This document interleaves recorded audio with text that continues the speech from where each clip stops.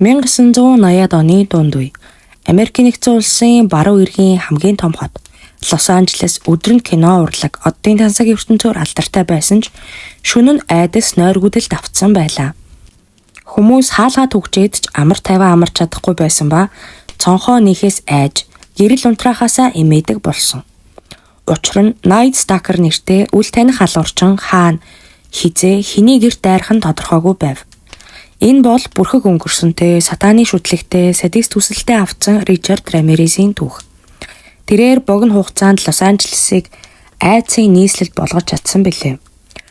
Ричард Муньоз Рамирес нь 1960 онд Техас мужийн Эл Пасо хотод төрсөн. Тэр бол 5 хүүхэдтэй гэр бүлийн хамгийн бага нь байлаа. Эцэг эх нь Мексикээс цагаачилж ирсэн ба хөдөлмөрч хүмүүс байсан ч гэрийн уур амьсгал докторгүй хүчирхийлэлтэй байсан гэдэг. Хүүхэд наснаасаа Ричард хүчтэй тархины гэмтэл авсан ба олон удаа унаж таталтагддаг байжээ.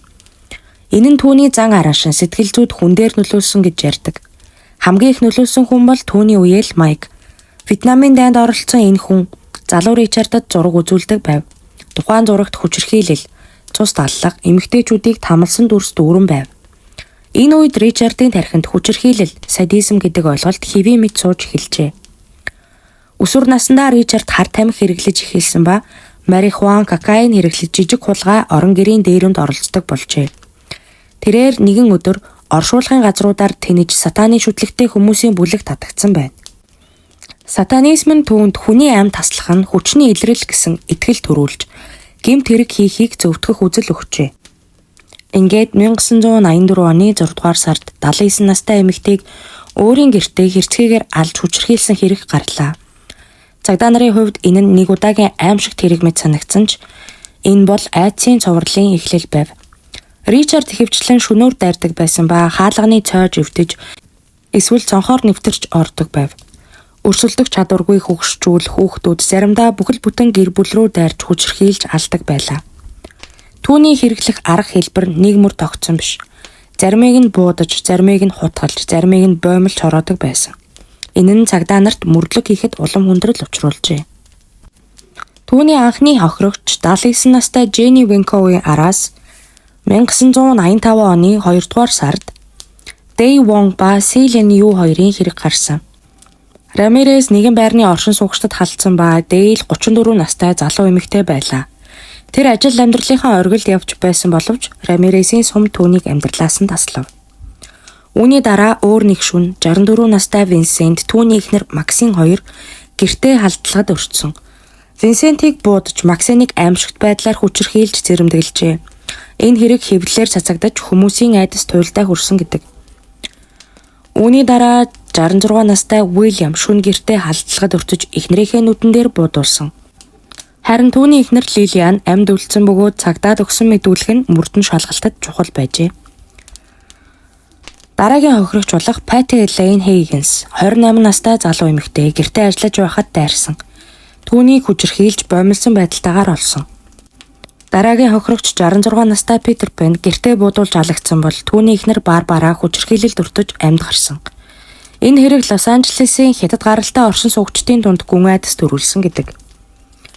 Рамирес зөвхөн хөгшөд гэлтгүй өсвөр насныхныг ч буруутаагаар онилж байв. Айлин Ромеро гэх 9 настай бяцхан охин түүний хамгийн залуу хохирогчдын нэг байжээ. Тухайн хэрэгүүдийн үеэр сэтгүүлчид түүнд Night Stalker хэмээх нэрийг өгсөн. Хотын бүх иргэдийн амьдрал өөрчлөгдсөн ба хүмүүс гэрлээ унтраахаас айж нойрондоо ч хутга барьж унтдаг болжээ. Цонхондоо төмөр хаалт хийлгэж зарим нь буу худалдаж авсан гэдэг.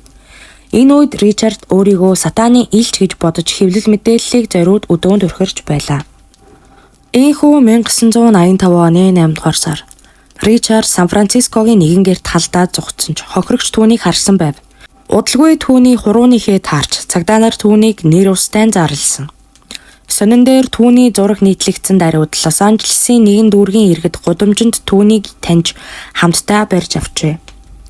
Шүүх хурал хэдэн жил үргэлжилсэн ба хохирогчдын мэдүүлэг аимшигт баримтууд ил болсон. Ричард шүүхтэр инээж сатаны нэрээр орилж гараа өргөн сатаны тэмдэг гаргаж байв. 1989 онд тэрээр 13 хүн алсан, 11 хүн хүчинтсэн, 14 удаагийн дээрэм хийсэн гэх олон зүйлээр буруутгагдж үхлийн ял авчээ. Гэвч тэрээр 2000-ад оны дунд хүртэл үхлийн игнэнд хоригдсоор эцэстээ 2013 онд шоронд нас оржээ. Ричард Рамирес бол зөвхөн алуурчин төдий биш, айдас түгээгч байлаа. Түүний гаж донтой хэрэг Лос Анжелесыг шүн бүр аимшигт кино шиг болгосон бөгөөд өнөөдөр ч Night Stalker гэдэг нэр хүмүүсийн зүрхэнд хүү дагуулсаар байна. Түүний хохирогчд бол зүгээр л нэг статистик биш. Хэн нэгний ээж аав, эмээ, найз, хөрш байлаа. Ричард Рамирес зөвхөн амь насыг бус хүмүүсийн амьдралын хэв маяг, хотын итгэлийг үгүй хийснээрээ түүхэнд хамгийн цуутай цуврал алуурчдын нэг болон үлдлээ. Хэрвээ танд өнөөдрийн бичлэг таалагдсан бол лайк болон subscribe дараад дараагийн түүхүүдээр хамтдаа аялцгаая.